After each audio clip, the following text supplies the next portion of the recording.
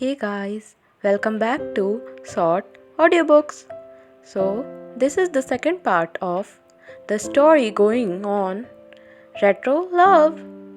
Let's begin. Ria spoke. Today is the day on which that wasp asked me to go for a date with him. He is irritating me for the last few days by sending me text messages asking me if I had lunch and dinner, as if I would die hungry till he will not ask me about it. He was texting me the venue from the morning, and when I didn't reply, he called me, so I blocked his number. I don't have time to go anywhere. Shrugging my shoulders and flipping the hairs back, I stepped ahead to fulfill my duty. Good morning, madam. All the students stood up, whistling in their melodious voice and popular song. Good morning, students. Sit down. All of them settled in their respective places. I am a teacher by profession. I teach in a school in the daytime, and in the evening I give paid tuitions, and at the weekends I give free tuition to the needy ones.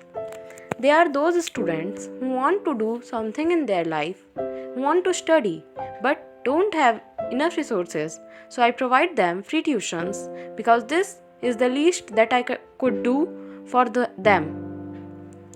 Where were we the last day? I asked them. Madam, we were studying Hindi. One of my favorite students informed me. She is very intelligent. So, today we will study mathematics. I turned to write mathematics on the board. As my back faced the students, I heard intrusive voice. I turned back to see what is wrong. Everybody became silent all of a sudden and started nudging each other. Something is fishy, I thought. I raised my eyebrow, asking what, and one of the students stood up, gathering enough courage. Today, a fair has been organized in Mathura, he said hesitantly. So, can we go there? He asked, pulling his one finger tightly out of nervousness. No, I said sternly, and he sat down. Madam, please, all of them said in unison, except a few. Please, madam, they again requested, when they found that I am unmoved by their requests. No means no. You can go after the lesson. Ma'am, please, we are not in a mood to study, especially when the drums of the fair are inviting us to join it. One of the naughtiest boys said. I said something, and I know. Why are you requesting me? From here, you will directly run to their fair without even informing your parents. They will think that their prince and princesses are studying, and you people must be wandering there without their knowledge. No, madam, we promise. First, we will take their permission. A boy promised with fingers crossed. That means they will surely break it.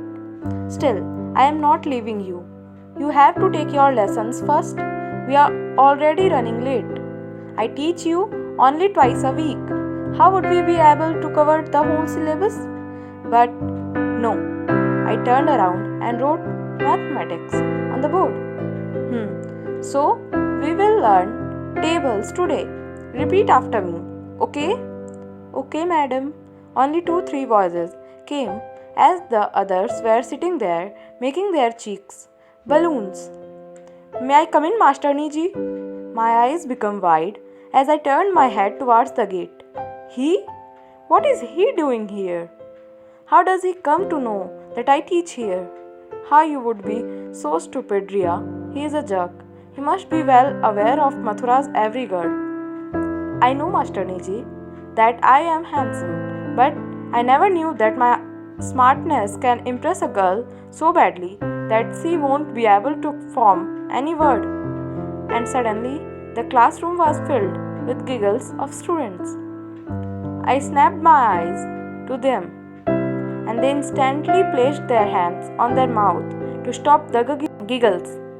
But one or two still passed through the space between their fingers. I am still standing here, Masterni ji. May I come in?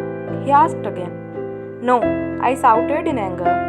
Thank you. He stepped ahead and entered the classroom. I said no. Yes, I know. I also know that there is yes in no of girls. Isn't it, kids? He asked, making himself comfortable among the students. Yes, they squealed in unison. Get the hell out of my class right now, I yelled. Arey Masterni ji, at least take care of your words in front of kids, what they will learn from you. That is my matter of concern. You just get out of my classroom right now. Or, I threatened him. Or what? Or, I looked here and there, my gaze fall on the duster. I picked it up and threw it directly on his face, but he moved aside on the time and the duster struck the front wall. Oh my God, she was about to ruin my handsome face, he said dramatically, which ignites anger within me. Just shut up and leave the place within a minute, I yelled in a breath. What do you eat in breakfast, huh? Just keep on spitting fire every time. I closed my eyes and took deep breaths to control my rage. Madam Ji, can we go? I opened my eyes as a student requested me. No, he instantly sat back in his place. Look. I am looking, he said, placing his palm under his chin and looking at me from head to toe.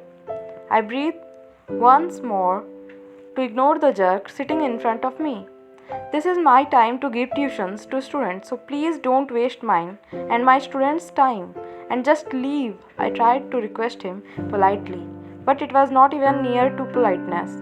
But at least I tried.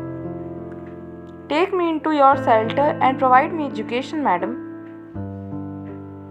he said, joining his hands and bowing his head. I accept that you are illiterate, but I am not going to provide you any lesson. I have heard that school is just like a temple. No one returns empty-handed. And when I have come to your temple, then don't let me go without anything. He opened his hand in front of me. At least look at your age. There is no age of learning things. He showed me his teeth. How much I wished to punch him tight and break his jaw. Why are you sucking my blood? I asked, all irritated. Because I am a wasp, he said, folding his hands at the back of his head. I gritted my teeth audibly and banged my hand over the table forcefully. A pin drop silence occupied the environment, as my students already know the range of my anger and they don't dare to take even a breath audibly when I am in this much rage. Okay, I am leaving. Huh?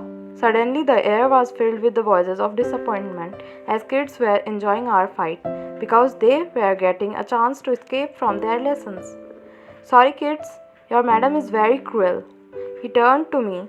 As I said, I don't leave favor on anyone. He stepped ahead and stopped in front of me.